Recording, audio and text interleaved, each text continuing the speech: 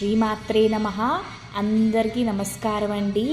ఈ శ్రావణ మంగళవారం రోజున అష్టలక్ష్మిలోని 7వ అలంకరణ ధనలక్ష్మి అమ్మవారి గురించి కొన్ని మంచి విషయాలు అమ్మ గురించి తెలుసుకుందాము. లక్ష్మీదేవికి చంచలత్వం చాలా ఎక్కువ అండి. ఆవిడ ఒక ప్లేస్లో స్థిరంగా ఎక్కువ ఉండరు. ఎందుకు అంటే ఆవిడికి నచ్చినట్టు లేకపోతే ఆ ప్రదేశంలో అమ్మ ఉండరండి. అందుకని మనందరం కూడా ఆవిడ్ని మనతోనే స్థిరంగా ఉంచుకోవాలి అంటే ఆవిడికి నచ్చిన వాతావరణము మనము క్రియేట్ చేయాలండి. ఇక్కడ దీనినే ఒక చెరువులో కలువ పువ్వుతోని పోలిస్తారండి. ఆ కలువ పువ్వు చెరువులోని ఎప్పుడు అలా ఊగుతూ కదులుతూనే ఉంటుందండి, స్థిరంగా ఉండదు కలువ పువ్వు.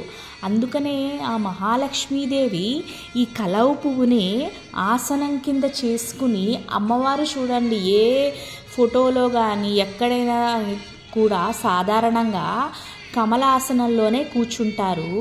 అప్పుడే ఆ కలువ పూలు తాలూకు చంచలత్వం తగ్గి స్థిరత్వం పెరుగుతుంది.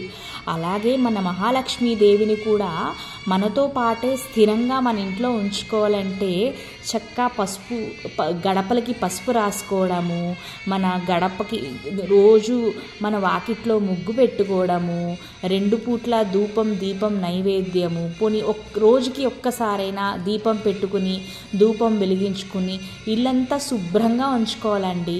మనం ఏదో పెద్ద పెద్ద పూజలు మంత్రాలు చేయక్కర్లేదండి. మహాలక్ష్మీదేవికి అన్నింటికన్నా ఇష్టమైనది, నచ్చిన వస్తువు శుచి, శుభ్రత అండి.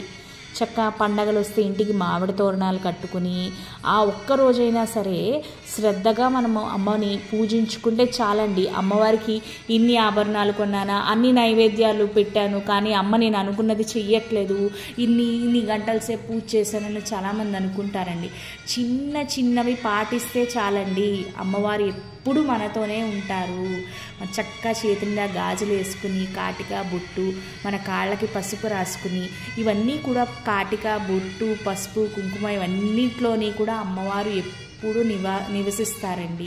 అందుకని మనందరం కూడా వీటిలో కొన్నైనా పాటిద్దామండి. అన్నీ పాటించలేకపోయినా అందరం కూడా చాలా పని ఉంటుంది ఈ బిజీ ప్రపంచంలో. కనీసం కొన్ని అయినా పాటించి ఆ ధనలక్ష్మి అమ్మవారిని మనతోనే స్థిరంగా ఉండేటట్టు మన అమ్మకి నచ్చినట్టు ఉందామండి. శ్రీమాత్రే నమః. Thank you so much.